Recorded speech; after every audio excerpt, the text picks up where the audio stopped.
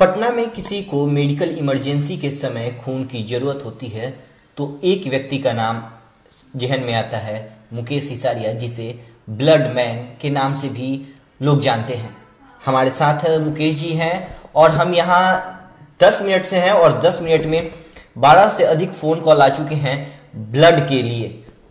मुकेश जी, कब से ये सिलसिला शुरू हुआ? देखिए, कब से सिलसिला हुआ ये कह पाना बहुत मुश्किल है। 1991 में मुझे मदर को लेकर वेल्लोर जाना पड़ा था और कहीं से कोई ऐसा मकसद नहीं था कि कैसे क्या सेवा करना है।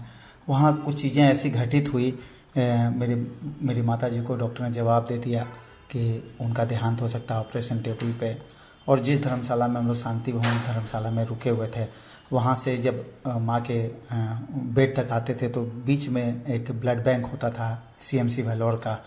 और उसमें आपको पता है कि सीएमसी वेल्लोर में उस समय उत्तर भारत के लोग ज़्यादा जाते थे, हिंदी भाषी लोग ज़्यादा जाते थे। उनकी पीड़ा को बहुत करीब से महसूस करने का मौका मिलता था।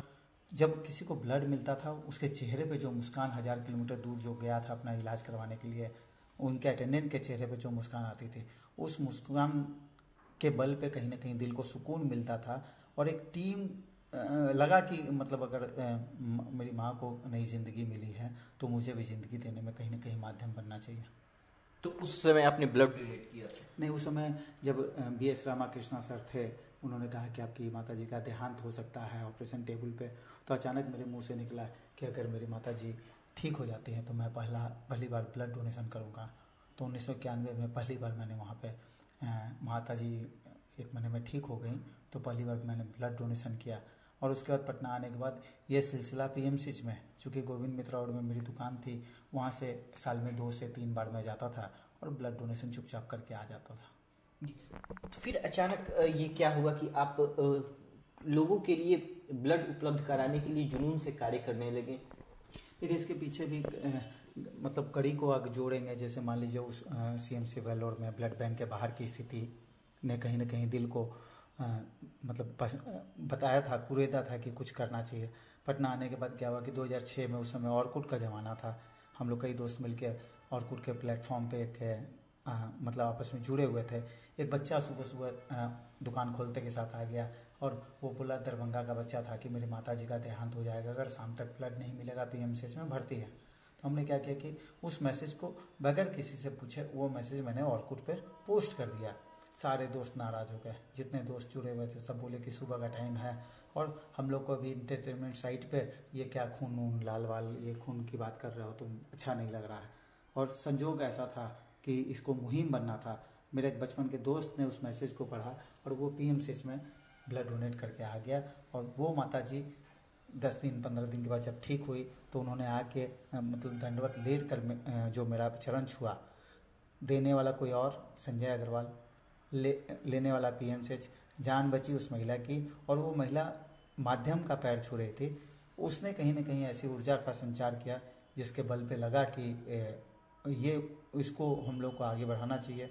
इसी के लिए आपको एक बार KBC में भी जाने का मौका मिला जी। 2003 में माँ वैष्णो देवी सेवा समिति परिवार को सिद्धार्थ वासु जी ने आमंत्रित किया था और वहाँ पे उन्होंने सामूहिक विवाह के बारे में और समाज सेवा के कार्यों के बारे में और ब्लड डोनेशन के बारे में उन्होंने काफ़ी कुछ बातें की। और उस समय उन्होंने कहा था कि अगर आप कभी ब्लड बैंक बनाएंगे तो पहला कंट्रीब्यूशन मेरा होगा। और संजोग से ये 9 साल लेट हुआ, 2013 की बात थी। 2022 में ब्लड बैंक की स्थापना हुई। हम लोगों ने एक छोटा सा प्रयास किया था उनसे बात करने का, उन तक संपर्क स्थापित नहीं हो पाया, नहीं तो निश्चित रूप से हम लोग उनका कंट्रीब्यूशन लेते। लेकिन उस समय उन्होंने जो पहल की थी कि आप कभी ब्लड बैंक बनाएंगे तो आप पहला कंट्रीब्यूशन हमसे लीजिएगा और प्रोसेसिंग फीस जो भी रखेंगे उसमें 100 रुपया हम किसी और सेलिब्रिटी से दिलवाएंगे, ताकि जो प्रोसेसिंग शुल्क रखें आप उसको कम से कम पेशेंट के अटेंडेंट पे, पेशेंट पे लोड पड़े, इसका जरूर ध्यान रखिएगा। और उसको आज भी हम लोग चरितार्थ करने का प्रयास कर रहे हैं समाज के सहयोग से।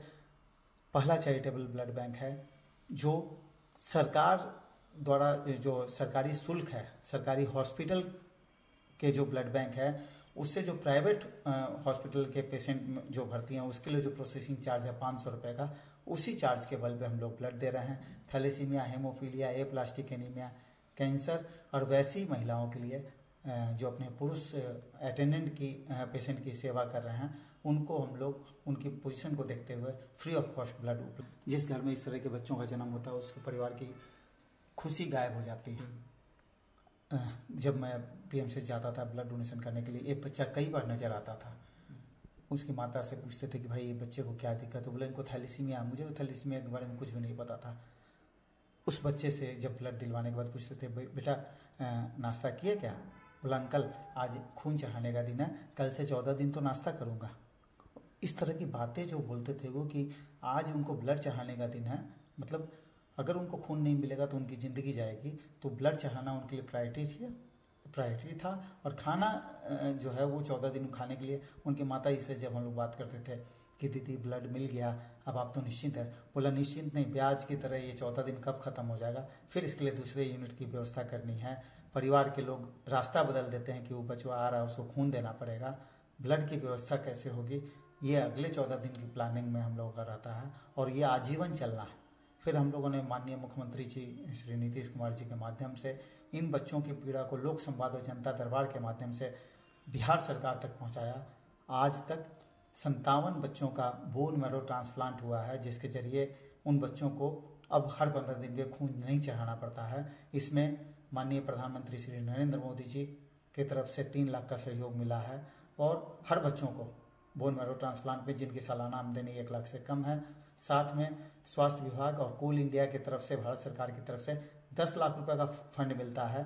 आपके माध्यम से बता दें कि अगर कोई वैसा परिवार है जिसके भाई बहन जो पीड़ित हैं थैलीसीमिया से, अगर उनका 100% बोन मैरो मैच है तो देश के 3 हॉस्पिटल में सीएमसी वेलोर में बिहार सरकार ले जाके फ्री ऑफ कॉस्ट ट्रांसप्लांट करवा रही है।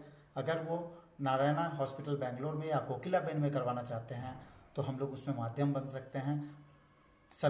केंद्र सरकार और बिहार सरकार के सहयोग से उनका ट्रांसप्लांट फ्री ऑफ कॉस्ट होगा। 57 बच्चों का अभी तक हो चुका है।